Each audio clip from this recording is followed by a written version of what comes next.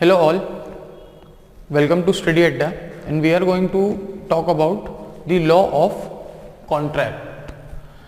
Law of contract की जब हम बात करते हैं तो एक बेसिक अंडरस्टैंडिंग जब हम इसकी लेते हैं तो लोग बोलते हैं कि भाई दो लोगों के बीच में एक एग्रीमेंट, दो लोगों के बीच में कुछ प्रॉमिस, वो एक इंसान किसी को पैसा देता है, वो उसके लिए कुछ काम करके देता है, तो लोग अपने हिसाब से, अपनी कन्वीनियंस के हिसाब से कुछ ना कुछ कॉन्ट्रैक्ट की डेफिनेशन बना लेते हैं। अच्छा, जब हम कॉन्ट्रैक्ट की बात करते हैं तो कॉन्ट्रैक्ट को एक बहुत ही ज़्यादा मतलब एक ऐसा कंफ्यूजिंग सा सब्जेक्ट माना जाता है जो कि वो है नहीं। ठीक है, इसमें कुछ भी कंफ्यूजन क्रिएट करने वाला नहीं है। और जब लॉ ऑफ कॉन्ट्रैक्ट्स हम देखते हैं तो ये एक बहुत ही बड़ा लॉ है। मतलब अगर आसान शब्दों में बात करें तो ये हाथी है और हमें इस हाथी की सिर्फ सूंड पढ़नी है और कुछ नहीं। क्यों? क्योंकि हम एक लॉ एंट्रेंस एग्जाम के लिए पढ़ रहे हैं, तो उसमें हमसे इतना सब कुछ नहीं पूछा जाने वाला है जितना इस लॉ के अंदर दिया गया है। हमें इसकी बहुत बेसिक एलिमेंट्स की, जैसे कॉन्ट्रैक्ट क्या होता है, कॉन्ट्रैक्ट के एक वैलिड कॉन्ट्रैक्ट के एसेंशियल एलिमेंट्स क्या होते हैं, ऐसे कौन से एलिमेंट हैं जो ना होने से कॉन्ट्रैक्ट वॉइड हो जाता है, ऐसे कौन से कॉन्ट्रैक्ट्स हैं जो लॉ ने खुद ने वॉइड कर रखे हैं, वॉइड एब इनिशियो, मतलब void from the very beginning. ठीक है, कि कॉन्ट्रैक्ट साइन होने के साथ ही वॉइड होता है, बात की बात तो आप छोड़ दीजिए। तो ये सारी चीजें हम इसमें पढ़ेंगे कि कॉन्ट्रैक्ट में पार्टीज कौन सी होती है, उनकी कंपिटेंसी क्या होती है, वो कैसे कंपिटेंट बनती हैं, कौन कॉन्ट्रैक्ट कर सकता है, कौन कॉन्ट्रैक्ट नहीं कर सकता है। उसके बाद ऐसी कौन सी पार्टीज होती हैं जिनके साथ कॉन्ट्रैक्ट वॉइड एब इनिशियो होता है, कौन से कॉन्ट्रैक्ट वॉइड होते हैं, कौन से कॉन्ट्रैक्ट वॉइडेबल होते हैं। अब ये सारी चीजें सुन के आपको लग रहा होगा कि अरे ये क्या है, वॉइड, वॉइडेबल, वॉइड एब इनिशियो, कंपिटेंट पार्टीज, ये कोई बहुत बड़ी चीज नहीं है। जब हम पॉइंट बाय पॉइंट हर एक कंसेप्ट को अलग अलग विद एग्जांपल्स पढ़ेंगे, तो जब ये चैप्टर हमारा खत्म होगा तो after the end of this chapter आपको ये लगेगा कि अरे ये होता है कॉन्ट्रैक्ट। तो बेसिकली इसे समझिए, पढ़िए, फिर हम इसके बारे में कोई कमेंट करेंगे। कोई बहुत ज्यादा कंफ्यूजिंग लॉ ये नहीं है। तो सबसे पहले हम बात करते हैं कि व्हाट इज अ कॉन्ट्रैक्ट। ठीक है, अगर आपसे कोई पूछेगा कि कॉन्ट्रैक्ट क्या होता है तो आप क्या बोलेंगे कि भाई दो लोगों के बीच में एक एग्रीमेंट, दो लोगों के बीच में कुछ प्रॉमिस, है ना। लेकिन लॉ इतनी इजीली बात नहीं करता। जब लॉ की हम बात, तो अब कॉन्ट्रैक्ट की अगर मैं आपको डेफिनेशन बोल दूंगा ना, तो कॉन्ट्रैक्ट की डेफिनेशन क्या होती है? An agreement enforceable by law is a contract. N agreement enforceable by law is a contract. एक ऐसा एग्रीमेंट जो लॉ, कानून के द्वारा एनफोर्सिएबल है, उसकी नजरों में, in the eyes of law, वो एक वैलिड कॉन्ट्रैक्ट है, एक सही कॉन्ट्रैक्ट है। ठीक है, एक सही, not a contract, basically agreement है, एक सही एग्रीमेंट है, एक वैलिड एग्रीमेंट है, तो उसको हम बोलते हैं कॉन्ट्रैक्ट। लेकिन हम कॉन्ट्रैक्ट को समझते हैं उसके इंग्रेडिएंट्स से, कि बेसिकली कॉन्ट्रैक्ट के इंग्रेडिएंट्स क्या होते हैं। ठीक है, simple definition, N agreement enforceable by law is a contract. तो ये इससे आपको समझ में नहीं आएगा ना कि कॉन्ट्रैक्ट एक्चुअली होता क्या है। तो इस चीज को हम समझते हैं कि कॉन्ट्रैक्ट, बेसिकली कॉन्ट्रैक्ट के जो एलिमेंट्स हैं वो क्या है। तो सबसे पहले तो भाई कोई भी चीज करनी है तो एक पर्सन की जरूरत तो होगी। तो सबसे पहले क्या होगी? पार्टीज। पार्टीज कितनी? More than one. भाई कॉन्ट्रैक्ट साइन होना है तो एक आदमी साइन करेगा और सामने से भी दूसरा आदमी साइन करेगा, तभी तो उनके दोनों के बीच में कॉन्ट्रैक्ट बनेगा ना। ऐसे तो कॉन्ट्रैक्ट फॉर्म हो नहीं सकता कि मैंने खुद से कॉन्ट्रैक्ट कर लिया कि हाँ भाई मैं तुझे 2 किलो एप्पल दूंगा और तू मुझे 500 रुपये दे देना, तो मैं ही खुद को 500 रुपये दे रहा हूँ और मैं ही एप्पल भी दे रहा हूँ। ये कैसा कॉन्ट्रैक्ट हुआ? मैं अकेला खुद से कॉन्ट्रैक्ट कर रहा हूँ? नहीं, पार्टीज 2 होनी चाहिए, मिनिमम 2, मैक्सिमम कितनी भी हो। केपेबल होनी चाहिए। अब केपेबल की क्या मतलब है? केपेबल से मतलब उनकी जो कैपेसिटी है वो लॉ में कॉन्ट्रैक्ट करने लायक होनी चाहिए। उनकी जो कैपेसिटी है वो लॉ में, ठीक है, आपकी और मेरी नजरों में नहीं, in the eyes of law. किसकी नजरों में? In the eyes of law वो केपेबल होने चाहिए to sign a contract, to enter into an contract, to enter into an agreement which is enforceable by law. तो ये हुई पार्टीज की बात, ठीक है। अब पार्टीज कैपेबिलिटी की क्या बात होती है? कैपेबिलिटी एग्जांपल देखिए, एक्स एंड वाई, ठीक है, दो बच्चे हैं, ठीक, नर्सरी में पढ़ते हैं, नर्सरी में नहीं, चलिए मान लीजिए स्टैंडर्ड थर्ड स्टैंडर्ड में पढ़ते हैं। एक्स बोलता है वाई से कि मेरे पापा का घर मैं तुझे बेच देता हूँ। वाई बोलता है ठीक है, मैं तुझे 2 रुपये दे दूंगा। एक्स बोलता है ठीक है, मैं लॉलीपॉप खरीद के खा लूंगा उस 2 रुपये से। तो क्या ये एक एग्रीमेंट है? चलिए, एग्रीमेंट तो दोनों के बीच में है, पर क्या ये एग्रीमेंट एनफोर्सिबल बाय लॉ है? नहीं है। क्यों? क्योंकि x इज अ माइनर, तो x can not enter into an agreement. Suppose करिए कि x मेजर भी होता और ये y जो है ये माइनर होता, और y being a minor x को बोलता कि अंकल मुझे 2 रुपए की जरूरत है, आप मेरा घर खरीद लीजिए और मुझे 2 रुपए दे दीजिए, और ये दोनों एक एग्रीमेंट में एंटर हो जाते, तो वो एग्रीमेंट भी वॉइड एब इनिशियो होता। वॉइड एब इनिशियो, इसका मतलब क्या होता है? Void from the very beginning, कि जब उन्होंने कॉन्ट्रैक्ट साइन किया, जब उन्होंने एक एग्रीमेंट बनाया, वो एग्रीमेंट तभी से वॉइड था। वॉइड मतलब नेग्लिजिबल, उसका कोई मतलब नहीं था। समझ रहे? तो ये होती है कैपेसिटी। माइनर हो गया, कोई अनसाउंड माइंड का पर्सन हो गया, अनसाउंड मतलब पागल आदमी।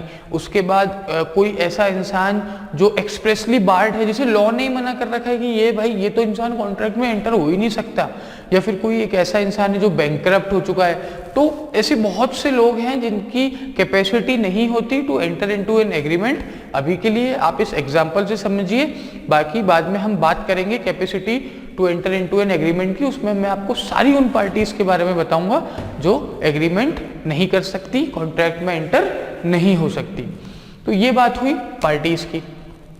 इसके बाद बात होती है कंसेंट। कंसेंट क्या होती है? कंसेंट होती है फ्री कंसेंट। कौन सी कंसेंट? Free consent. अब फ्री कंसेंट का मतलब क्या होता है? कि वो कंसेंट किसी के प्रेशर में नहीं आई है या किसी के डोमिनेंस के कारण नहीं आई है। जो एग्रीमेंट हुआ है वो अपनी मर्जी से हुआ है। सपोज करिए x एंड y। अब x को पता है कि y जो है उसके घर में बहुत से ऐसे डिफेक्ट्स है, या फिर उसको पता है कि y के घर में कुछ सुपरनेचुरल पावर्स हैं, और मतलब वो भूत है, कुछ ऐसा है जिससे वो डरता है। ठीक है, अब y उस घर को बेचना चाहता है। ठीक है, अब y भूतों से डरता है, उसे ऐसा लगता है, पर x को ऐसा लगता है कि भूत कुछ नहीं होता है। तो x क्या होता है? एक डोमिनेटिंग पावर पे आ जाता है। वो y से बोलता है कि तुम्हारी ये 50 लाख की प्रॉपर्टी जो है वो तुम मुझे 10 लाख में दो, वरना मैं जो भी कस्टमर तुम्हारे पास आएगा उसे ये बता दूंगा कि तुम्हारे घर में सुपरनेचुरल पावर्स की एग्जिस्टेंस है, इसलिए तुम ये घर को बेच रहे हो। तो क्या होगा? y ये डोमिनेंस, y की कंसेंट क्या? फ्री कंसेंट होगी। उसे जबरन बेचना पड़ रहा है, वरना उसका घर कोई खरीदेगा ही नहीं, और उसे तो बेचना है क्योंकि वो तो डरा हुआ है। तो ये बेसिकली होती है फ्री कंसेंट। ठीक है, कि इंसान की जो कंसेंट होती है वो फ्री होनी चाहिए। सपोज करिए x y पे गन पॉइंट करता है और उसको बोलता है कि ये तुम्हारी जो गोल्ड चेन है, ठीक है, ये मुझसे एग्रीमेंट साइन करो, कॉन्ट्रैक्ट करो कि तुम मुझे 100 रुपये में बेचोगे। अब y बेचारा डर के और साइन कर लेता है। तो क्या ये कंसेंट फ्री कंसेंट कही जाएगी, या फिर ये एक प्रेशर में डाल के उससे ली गई है? तो ये फ्री कंसेंट नहीं है। तो बेसिकली जो कंसेंट होती है वो फ्री होनी चाहिए। तो अभी के लिए हम इतना ही समझते हैं, बाद में फ्री कंसेंट का भी पूरा कंसेप्ट हम पढ़ेंगे। तो पार्टीज, दो पार्टीज होनी चाहिए, कैपेसिटी होनी चाहिए और कंसेंट जो कि फ्री होनी चाहिए। कैसी कंसेंट होनी चाहिए? फ्री कंसेंट होनी चाहिए। अब पर्पस एंड कंसिडरेशन, क्या? Purpose and consideration. Her contract का कुछ पर्पस होता है और कुछ उसमें कंसिडरेशन होती है। सपोज करिए आप स्टडी अड्डा पर क्लैट की कोचिंग करते हैं। आपने स्टडी अड्डा से क्लैट का जो है कोर्स मटेरियल आपने सब्सक्राइब कर रखा है, ठीक है। आप का पर्पस क्या है? क्लैट क्लियर करना। क्या पर्पस है आपका? क्लैट क्लियर करना। और स्टडी अड्डा को आप कुछ भी कंसिडरेशन दे रहे हैं, ठीक है।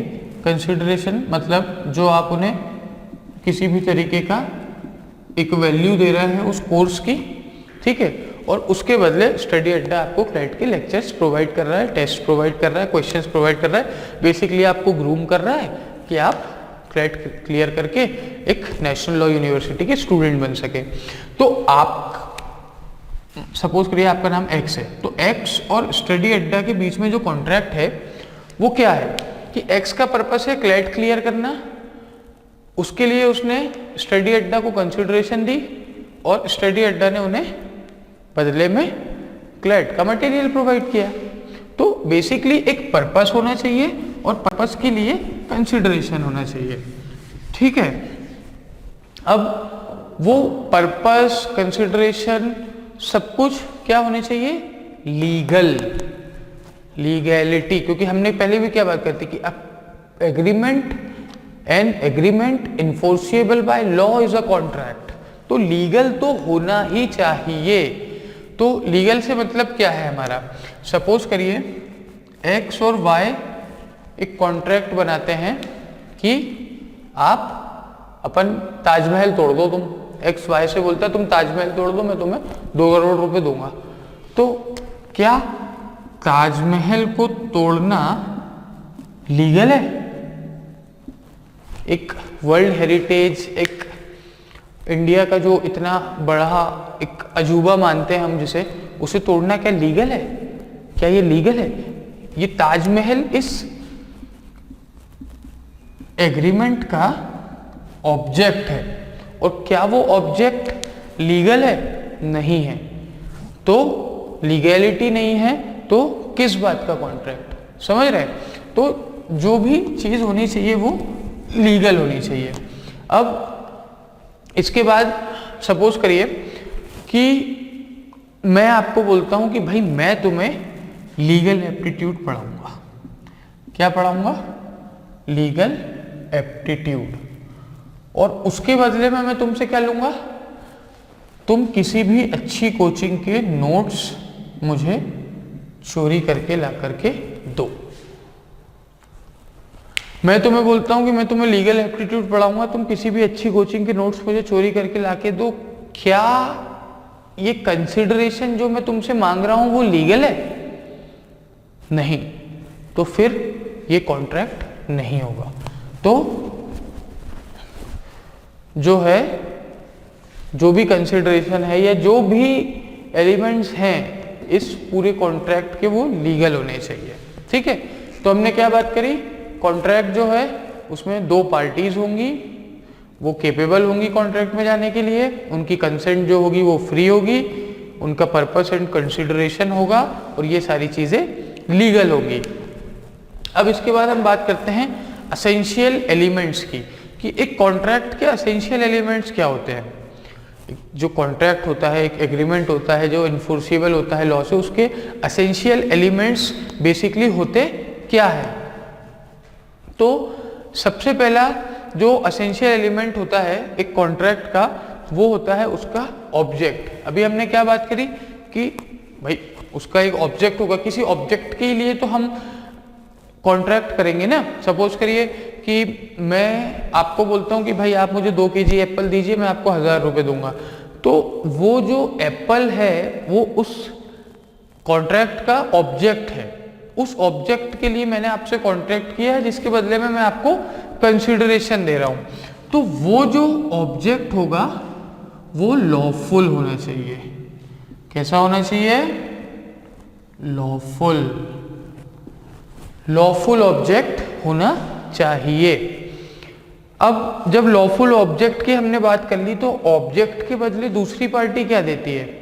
लॉफुल ऑब्जेक्ट के बदले दूसरी पार्टी उसे कंसिडरेशन देती है। तो वो कंसिडरेशन भी कैसी होनी चाहिए? लॉफुल होनी चाहिए। तो सेकंड क्या हो गया? लॉफुल ऑब्जेक्ट के बाद लॉफुल कंसिडरेशन। ठीक है, ध्यान से समझिएगा इस चीज को। Lawful object, lawful consideration. ठीक, अब इन दोनों के बाद जो है पार्टीज होनी चाहिए, और वो पार्टीज कैसी होनी चाहिए? ये हम बहुत बार बात कर चुके हैं कि वो पार्टीज केपेबल होनी चाहिए किसी कॉन्ट्रैक्ट में एंटर करने के लिए।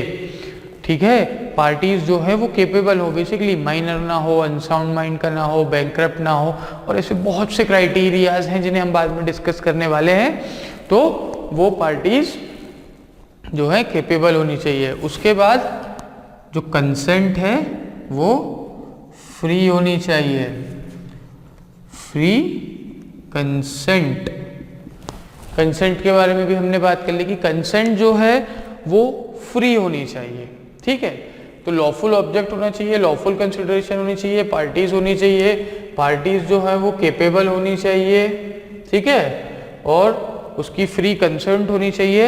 And the last thing is कि वो जो कॉन्ट्रैक्ट है, वो जो एग्रीमेंट है, वो ऐसा ना हो जिसे लॉ ने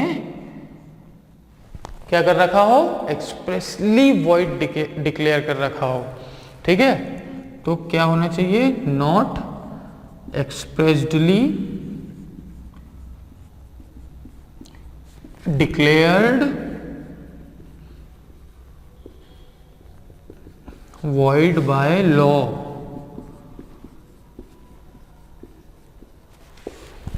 ठीक है, क्या होते हैं ये?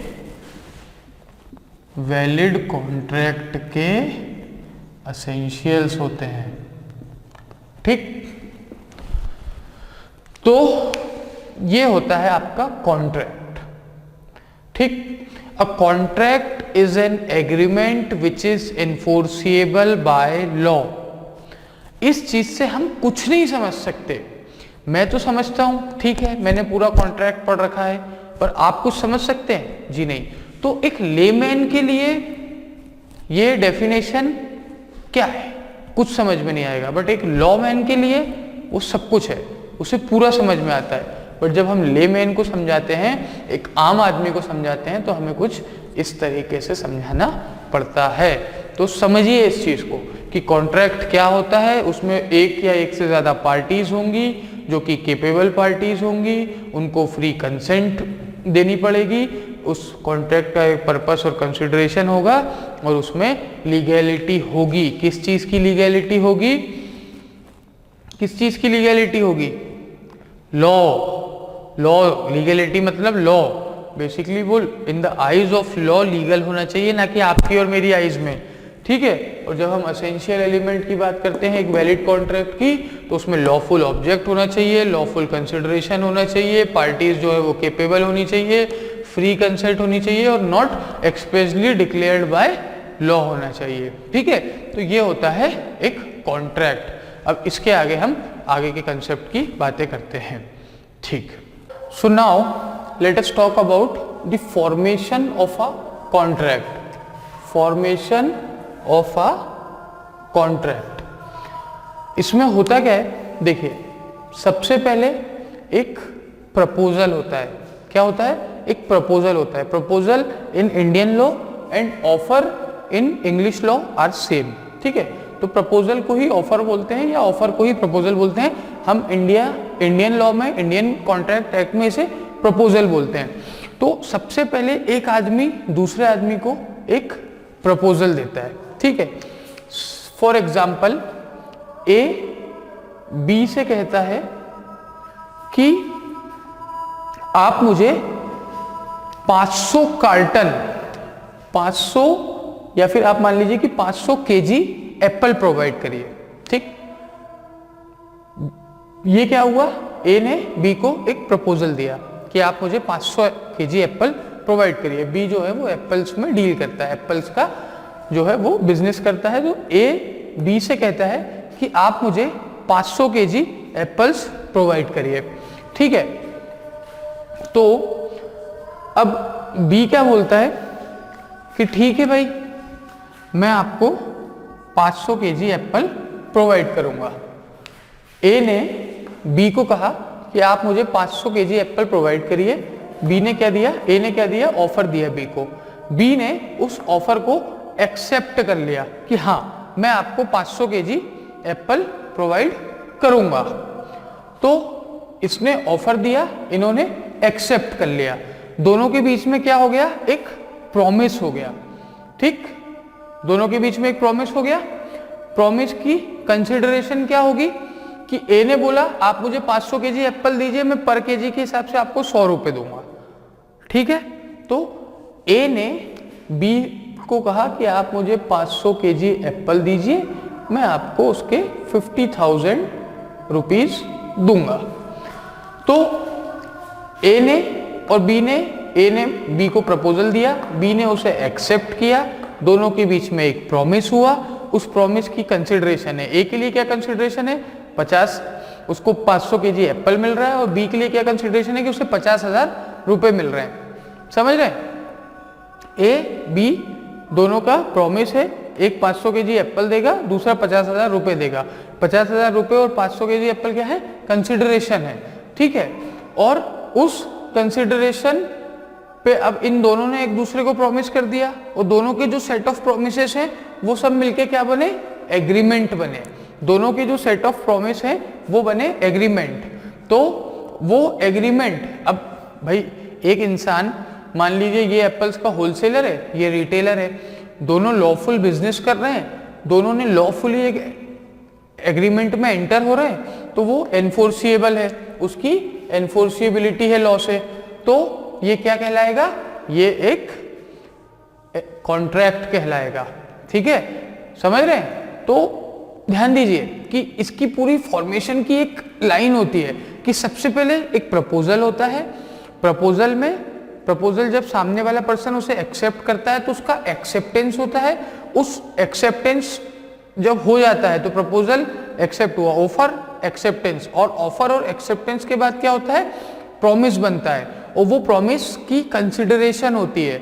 और वो जो सेट ऑफ प्रोमिसेस होते हैं वो एक एग्रीमेंट को फॉर्म करते हैं, और वो एग्रीमेंट अगर लॉफुली वैलिड है, अगर लॉफुली एनफोर्सिएबल है, तो वो बन जाता है कॉन्ट्रैक्ट। तो हमने पहले भी बात करती है, an agreement enforceable by law is a contract. तो जैसे कि मैंने आपको एग्जांपल बताया कि A is a retailer of apple and B is a wholesaler of apple. A says to B please provide me 500 kgs of apple. B agrees to provide. तो what is there? A makes a proposal, B accepts it. ठीक है, अब now what is the consideration for A? 500 kg apples and for B 50,000 bucks. Now proposal done, acceptance done, there is a promise between both of them, consideration done. Now those set of promises, जो भी इन दोनों के बीच में promises हुए हैं, those set of promises are making an agreement and the agreement is enforceable by law, so because of that this is a contract. तो ये सारी चीजें होने के बाद लास्ट में हम चेक करते हैं एनफोर्सिबिलिटी ऑफ लॉ। तो ये होता है, ऐसे बनता है कॉन्ट्रैक्ट। ठीक है, समझ रहे हैं इस चीज को, ध्यान से समझिए। कॉन्ट्रैक्ट ऐसे बनता है, सबसे पहले प्रपोजल, फिर एक्सेप्टेंस, फिर जो प्रोमिसेस, प्रपोजल और एक्सेप्टेंस मिलके प्रॉमिस बन जाते हैं, उस प्रॉमिस की एक कंसिडरेशन होती है, उस कंसिडरेशन फिर जो वो सेट ऑफ प्रोमिसेस जो ऊपर उन्होंने बनाए हैं वो एक एग्रीमेंट फॉर्म कर लेते हैं, और वो एग्रीमेंट अगर एनफोर्सेबल बाय लॉ है तो दैट इज अ कॉन्ट्रैक्ट। ठीक है, तो ये होता है कॉन्ट्रैक्ट। तो अभी तक हमने बेसिकली क्या समझ लिया कि कॉन्ट्रैक्ट क्या होता है। Contract N agreement which is enforceable by law. हमने उसके एलिमेंट्स भी पढ़ लिए, कॉन्ट्रैक्ट्स के क्या क्या एलिमेंट्स होते हैं, हमने ये भी पढ़ लिया कि कॉन्ट्रैक्ट, एक वैलिड कॉन्ट्रैक्ट के क्या एसेंशियल्स होते हैं, हमने ये भी पढ़ लिया कि कॉन्ट्रैक्ट कैसे फॉर्म होता है। अब हम कॉन्ट्रैक्ट की जो भी एसेंशियल्स हैं उनको वन बाय वन डीपली पढ़ेंगे, ठीक है। तो सबसे पहले हम बात करते हैं प्रपोजल और एक्सेप्टेंस की, ठीक है।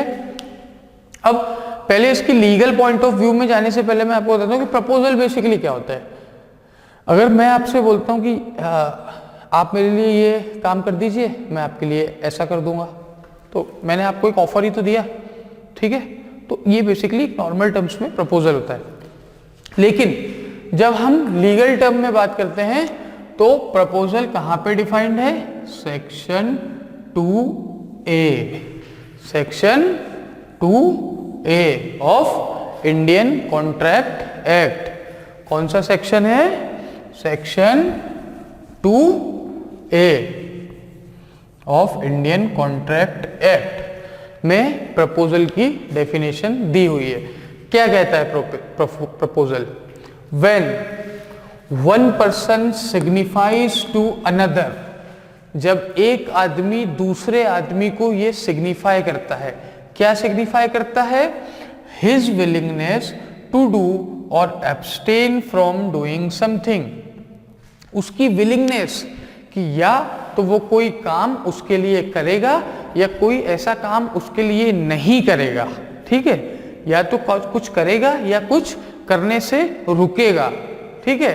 हिज विलिंगनेस टू डू और abstain from doing something with a view to obtain assent of another.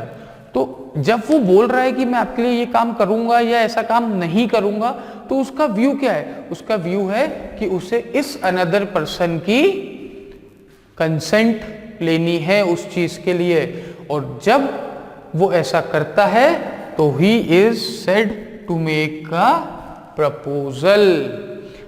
जैसे कि अभी हम एग्जाम्पल देख रहे थे कि ए ने बी को बोला कि I want to buy 500 kgs of apple, ठीक।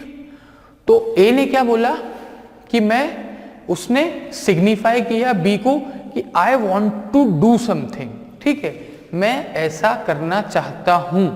क्यों बोला? कि उसे बी की कंसेंट मिले, क्योंकि उसे एप्पल तो बी ही बेचने वाला है ना। और तो जब उसने बी को अपनी विलिंगनेस सिग्निफाई करी कि I want to do such thing, ठीक है, और with a view to obtain assent of B, उसका व्यू क्या था? कि उसे बी की एसेंट मिले, कि बी की एसेंट मिले, क्योंकि एप्पल तो बी देने वाला था ना आफ्टर ऑल। तो जब वो ऐसा करता है तो he is said to make a proposal, और जब वो प्रपोजल बी एक्सेप्ट कर लेगा तो वो एक्सेप्टेंस, वो हम बाद में बात करेंगे। अभी हम बात करते हैं प्रपोजल की। तो ये होता है प्रपोजल, समझ रहे हैं? When one person signifies his willingness to another to do something, when one person signifies to another his willingness to do or abstain from doing something with a view to obtain assent of another is said to make a proposal। समझ गए? तो ये होता है proposal की legal definition. अब हम बात करते हैं कि प्रपोजल के कुछ की पॉइंट्स होते हैं, तो वो क्या होते हैं, ठीक है। प्रपोजल के जो की पॉइंट्स होते हैं, तो भाई प्रपोजल, अब हम शुरुआत से बात करते हुए आ रहे हैं कि कॉन्ट्रैक्ट में प्रपोजल होगा, एक्सेप्टेंस होगा, सेट ऑफ प्रोमिसेस होंगे, एक एग्रीमेंट बनेगा, एग्रीमेंट बनने के बाद वो एनफोर्सेबल होगा लॉ से, तो जब वो एनफोर्सेबल होगा तो वो एक कॉन्ट्रैक्ट बन जाएगा। तो अब हम जब प्रपोजल की की पॉइंट्स की बात कर रहे हैं तो सबसे पहले तो वही चीज आएगी, क्या कि देखिए प्रपोजल में सबसे पहले क्या होगा कि जो भी इंसान प्रपोजल दे रहा है उसकी इंटेंशन क्या होनी चाहिए कि वो एक लीगल बाइंडिंग रिलेशनशिप फॉर्म करना चाहता है। क्या करना चाहता है? लीगल बाइंडिंग रिलेशनशिप, ठीक है। ये उसकी जो है प्रपोजल की, उसकी एक जो व्यू है, उसका जो उसकी इच्छा क्या है, उसकी इच्छा यही है कि वो एक लीगल बाइंडिंग रिलेशनशिप फॉर्म करना चाहता है। ठीक है, तो जब कोई इंसान प्रपोजल देगा तो वो इस इंटेंशन के साथ देगा कि वो एक लीगल रिलेशनशिप फॉर्म करना चाहता है, ना कि कैजुअल रिलेशनशिप। ठीक है, क्योंकि कॉन्ट्रैक्ट में हमेशा लीगल रिलेशनशिप होती है। अच्छा, उसके बाद जो उसका जो प्रपोजल होगा वो एक स्पेसिफिक होना चाहिए, ना कि वेग। ठीक है, it should be specific not वेग। क्या होना चाहिए? स्पेसिफिक होनी चाहिए, वेग नहीं होनी चाहिए। अब स्पेसिफिक होनी चाहिए और वेग नहीं होनी चाहिए से मेरा मतलब क्या है? स्पेसिफिक मतलब कि सपोज करिए कि देयर इज अ पर्सन ए, ठीक है, हु डील्स इन ऑयल। अब ऑयल में जब वो डील करता है तो वो कोकोनट ऑयल भी रखता है, वो सोयाबीन ऑयल भी रखता है, वो ग्राउंडनट ऑयल भी रखता है, वो सनफ्लावर ऑयल भी रखता है। अब बी उसे प्रपोज करता है कि भाई I want to buy oil, ठीक है, दिस क्वांटिटी ऑफ ऑयल। तो क्या ये ए के लिए प्रपोजल हुआ?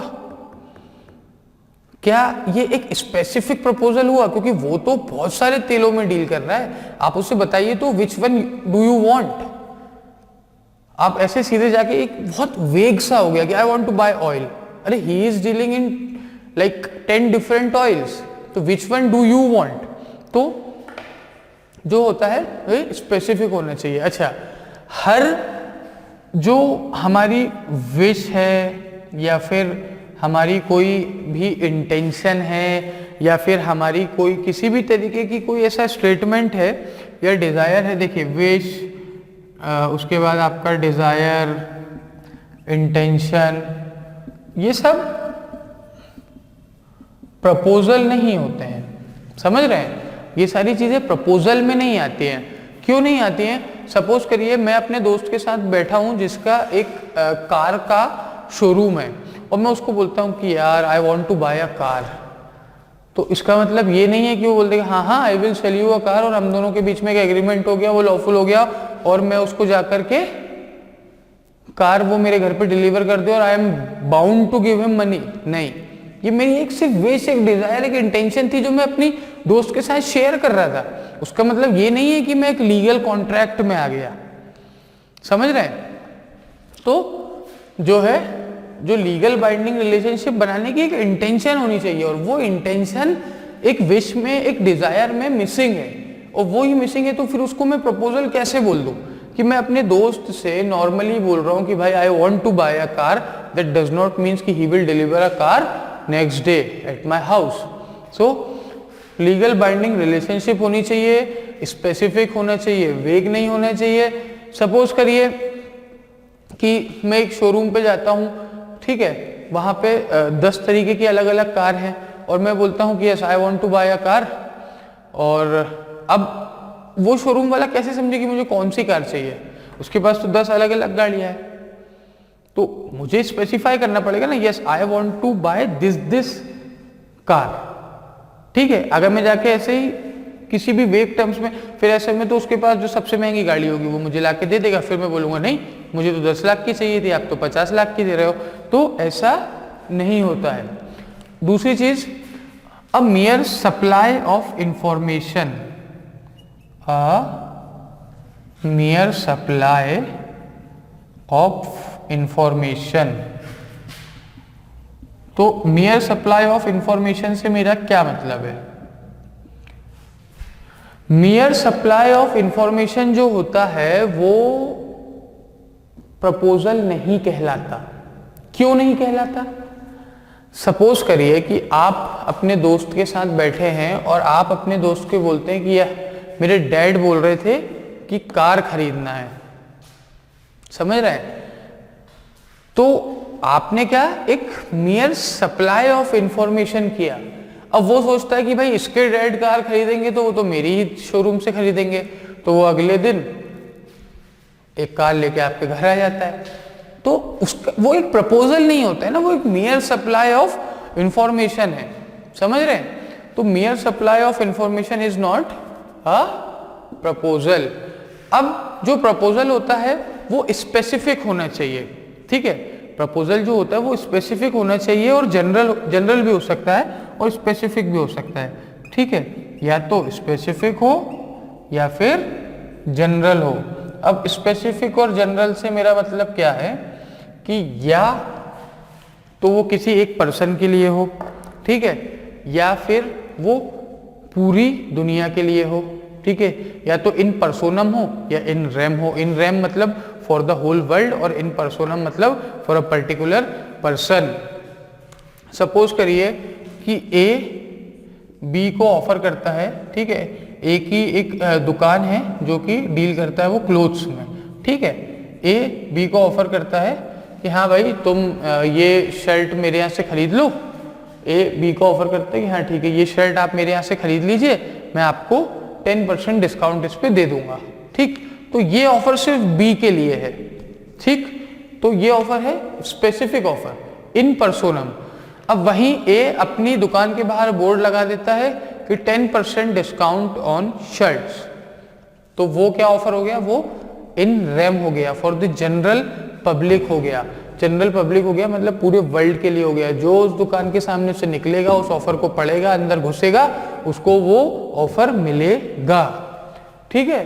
तो ये होता है ऐसे, ठीक है। तो ये प्रपोजल जो होता है वो स्पेसिफिक प्रपोजल होना चाहिए, या ठीक। अब भाई वो प्रपोज ही तो कर रहा है ना कि आप मेरे यहां से ये खरीदिए, मैं आपको 10% डिस्काउंट दूंगा। तो या तो प्रपोजल स्पेसिफिक हो या जनरल हो।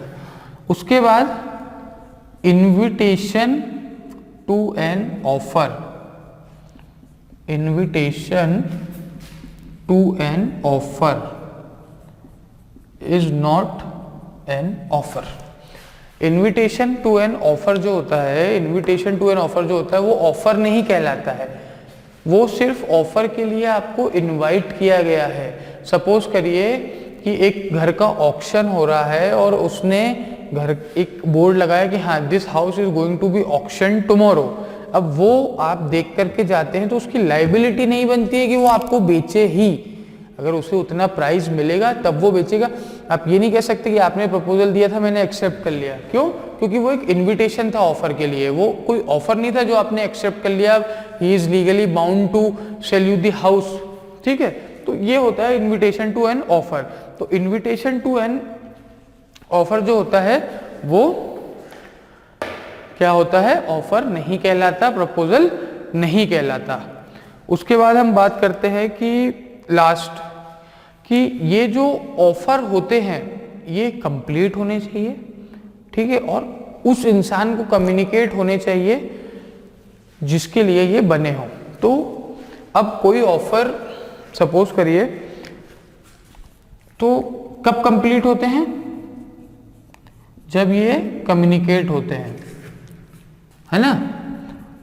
तो इसका मतलब ये हुआ कि सपोज करिए ए ने एक ऑफर रखा बी के लिए, ठीक, ए ने ऑफर रखा बी के लिए कि भाई I want to sell my horse. तो ये प्रपोजल या ऑफर कब कंप्लीट होगा, जब ये बी को पता चल जाएगा कि हाँ A want to sell his horse to me.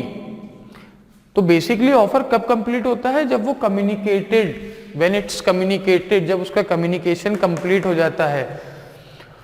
तो ये कुछ की पॉइंट्स होते हैं प्रपोजल के, क्या कि जो प्रपोजल बना रहा है उसका लीगल बाइंडिंग रिलेशनशिप बनाने का एक इंटेंशन हो, जो प्रपोजल है वो स्पेसिफिक हो, वेग ना हो, क्लियर हो, ठीक है। हमारी कोई विश, डिजायर या इंटेंशन प्रपोजल नहीं कहलाती। अब मियर सप्लाई ऑफ इंफॉर्मेशन भी प्रपोजल नहीं कहलाती। ये जो प्रपोजल है ये स्पेसिफिक हो सकता है या जनरल हो सकता है। इनविटेशन टू एन ऑफर जो है वो प्रपोजल नहीं कहलाता।